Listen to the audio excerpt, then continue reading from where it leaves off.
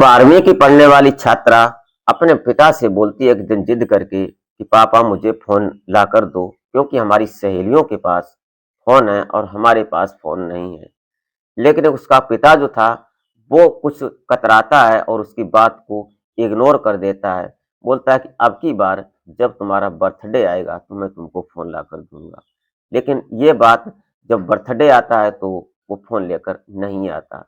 उसके बाद फिर जब शाम होती है, केक कटता है, उसके बाद फिर जब वो जिद करती है, नाराज हो जाती है, तो फिर उसका पिता जो था वो फोन लाकर दे ही देता है। बच्चों के आगे पिता को झुकना ही पड़ता है और ऐसा ही हुआ। लेकिन उस फ़ोन को लाने से वो नहीं समझ रहा था कि इस फ़ोन को लाने की बाद वजह से मुझे शायद इस दुनिया से जाना पड़ेगा, और वजह बन जाती है सिर्फ़ वो फ़ोन। फ़ोन जब लाकर दिया उसके बाद उस फ़ोन में जो उसकी सहेलियाँ थीं, उसके उन सहेलियों के पास पहले से फ़ोन था और उस फ़ोन में वो गंदी वीडियो भी देखा करती थीं और सब करती थीं। और उसकी लत जब उस लड़की को भी लगा देती हैं, तो फिर कहीं न कहीं ऐसा हो जाता है कि जो पिता था बेचारा, वो इस दुनिया से चला जाता है। कैसे ये कहानी बनती है, वो जानेंगे इस घटना के माध्यम से, तो आप इस कहानी में अंत तक ज़रूर बने रहिएगा और घटना को जानने की कोशिश करते हैं। तो वीडियो ज़रा-सी भी अच्छी लगे तो एक लाइक करके एक छोटा-सा कमेंट कर दीजिएगा, और कमेंट में अपना और अपने शहर का नाम ज़रूर लिख दिया करें। और हमारे चैनल पर अगर आप पहली बार आए हैं तो प्लीज़ हमारे चैनल को सब्सक्राइब ज़रूर कर लें। इससे हमारा हौसला बढ़ता है, हमारा मोटिव बढ़ता है। तो नमस्कार, आदाब, सत श्री अकाल। मैं अजय कोहली और आप देख रहे हैं माई सफ़र तक। आज की कहानी शुरू होती है जम्मू से, और जम्मू का एक सोसाइटी पड़ती है, मोहल्ला पड़ता है, जिसका नाम प्रेमनगर होता है। प्रेमनगर में एक बिष्ट परिवार रहा करता है, और इस बिष्ट परिवार में परिवार की बात करें तो परिवार में सिर्फ 3 ही लोग होते हैं। इनके माता-पिता और लड़की होती है जिसका नाम संध्या होता है। अब ये संध्या थी, ये 12वीं की छात्रा थी। अपने यहाँ से ये 12वीं की पढ़ाई कर रही थी। लेकिन जब ये 11वीं में पढ़ रही थी, उसके बाद जब इसका बर्थडे आता है, तो ये अपने पिता से ज़िद करती है और बोलती है कि पापा मुझे एंड्रॉइड फ़ोन ला कर दो, क्योंकि हमारी सहेलियों के पास सबके पास फ़ोन है और वो जब स्कूल जाती हैं, तो फ़ोन लेकर ही जाती हैं। ये सुनकर जो उनके पिता थे, वो कुछ ना-नुकर करते हैं, कतराते भी हैं, लेकिन बेटी की ज़िद के आगे वो फिर हार जाते हैं। बर्थडे पर लेट रात वो फ़ोन लाकर देते ही हैं, और ऐसा ही होता है। उसके बाद जो उसकी सहेलियाँ थीं, जो इस ये लड़की थी जिसका नाम गोल्डी होता है। अब ये गोल्डी की जो सहेली थी, जिसका नाम संध्या होता है। अब ये संध्या और गोल्डी दोनों आपस में बहुत अच्छी सहेलियाँ थीं। एक साथ स्कूलिंग और एक साथ ज़्यादातर वक़्त बिताना, साथ में रहना। लेकिन ये जो संध्या थी, ये कहीं न कहीं उर उसके पास जो फ़ोन था, वो कुछ रील्स देखती, जब कोई आ जाता तो रील्स देखती या कोई और वीडियो देखती। लेकिन जब कोई होता नहीं, अकेले होती, तो ये कुछ गंदी वीडियो भी देखती फ़ोन में। यही सब सिस्टम चल रहा था। लेकिन एक दिन जब इसे संध्या ने गोल्डी को कुछ गलत वीडियो दिखाई, तो पहले तो उसने नानुकर किया कि ऐसा गंदा ये सब वो नहीं करेगी, मैं नहीं देखेगी। लेकिन जब संध्या ने गोल्डी को कई बार दिखाया तो उसको भी उसका चस्का लग जाता है, उसको आनंद आने लगता है। फिर जाकर जब दोनों के पास फ़ोन हो जाता है तो आपस में बैठतीं और अपने-अपने फ़ोन में यही सब करतीं। पिता जब आता, पिता की नज़र में जब होती, तो पढ़ाई कर रही है उस फ़ोन से, लेकिन जैसे ही अलग-थलग होती, तो फिर उसके बाद वही सब होता। ये सब देखकर जो दोनों थी, उनकी दोनों के अंदर की कामुकता जो थी, वो बाहर आने लगती है, जागने लगती है। अब जो संध्या थी, वो इस बात को लेकर गोल्डी को उत्तेजित करने लगती है, प्रोत्साहित करने लगती है कि हमारा जो प्रेमी है, उसके साथ ये सब करते हैं, तो कितना आनंद आएगा। ये सुनकर जो गोल्डी होती है, वो भी तैयार हो जाती है। तो वो अपने प्रेमी से मिलवाती है जिसका नाम विकास होता है। अब विकास स्कूल का ही उसका बॉयफ्रेंड होता है। अब दोनों तीनों लोग मिलकर जब विकास से मिलते हैं, और मौका मिलते जब किसी होटल में चले जाते या अपने घर में ही जब इनके माता-पिता नहीं होते, तो ये मिलते हैं। जब एक दिन ये मिल रहे थे, उस वक्त जब ये तीनों लोग, दोनों लड़कियां संध्या और गोल्डी एक साथ होते हैं और विकास एक साथ होता है, ये सब इनका जो सिस्टम था वो सब हो रहा था। तो लड़कियों के बीच में एक लड़का और दोनों तीनों इंटीमेट हो रहे थे। लेकिन जब मोहल्ले के लोग, आसपास के लोग इस बात को जानते हैं, देखते हैं, तो वो कहीं न कहीं इनके पिता को बताने की कोशिश करते हैं। तो गोल्डी के पिता, माता जो थे, वो पहले तो ये सोचते हैं कि आस-पास के लोग अक्सर किसी के बच्चे की बुराई ही करते हैं, क्योंकि उन्हें अच्छा नहीं लगता।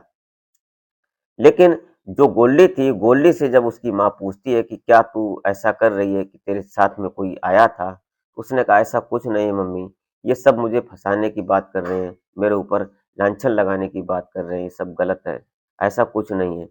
और बेटी की बात को माता-पिता सुन लेते हैं और मान भी लेते हैं, लेकिन उनके अंदर कहीं न कहीं ऐसा लग रहा था कि बेटी हमारी शायद झूठ बोल रही है। हर माता-पिता को ये अभाव हो जाता है कि हमारा बच्चा कितना सही बोल रहा है और कितना गलत बोल रहा है। लेकिन कर भी कुछ नहीं सके उस समय, और कोई बात नहीं, बात आई गई हो जाती है। लेकिन एक दिन जब अचानक ये विकास और जो गोल्डी थी, ये दोनों कमरे में थे उसके घर पर, और इनके माता-पिता जो थे दोनों, वो कहीं बाहर गए थे।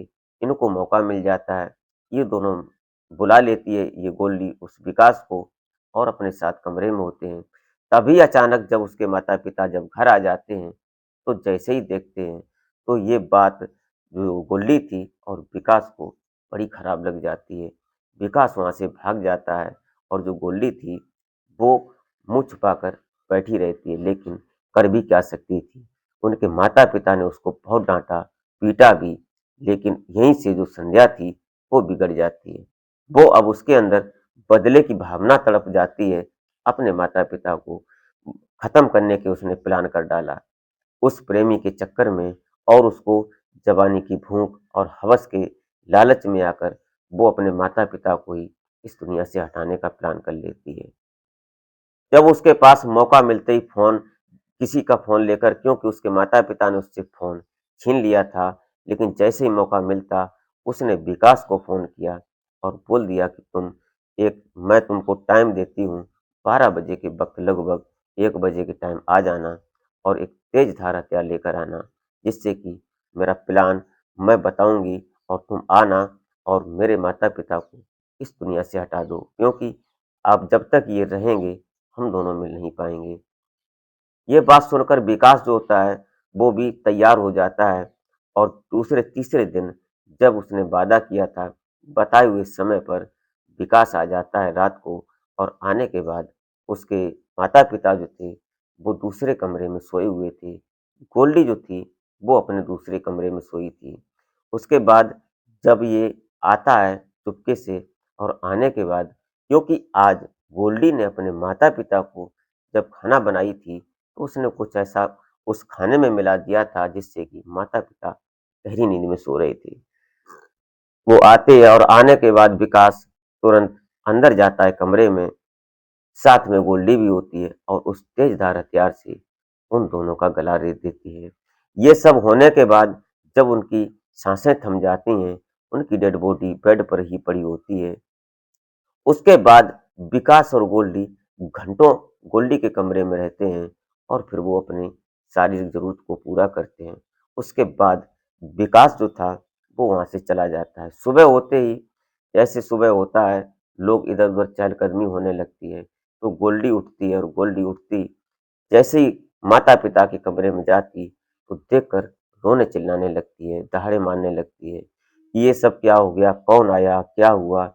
आस-पास के लोग इकट्ठे हो जाते हैं, और फिर किसी ने तुरंत पुलिस को फ़ोन कर दिया। पुलिस आती है, और पुलिस ने जैसे ही आई, तो जो गोल्डी थी, गोल्डी को देखकर, उसके हाव-भाव को देखकर पुलिस तुरंत समझ जाती है। पहले पुलिस जो वहाँ की जो डेड बॉडी थी उसके माता-पिता की, उसको अपने कस्टडी में लेने के बाद पीएम के लिए भेज देती हैं, और इधर जो गोल्डी थी, गोल्डी का फ़ोन जो था, उसको अपने अंडर ले लेती है, क्योंकि उससे ही उसे शक था।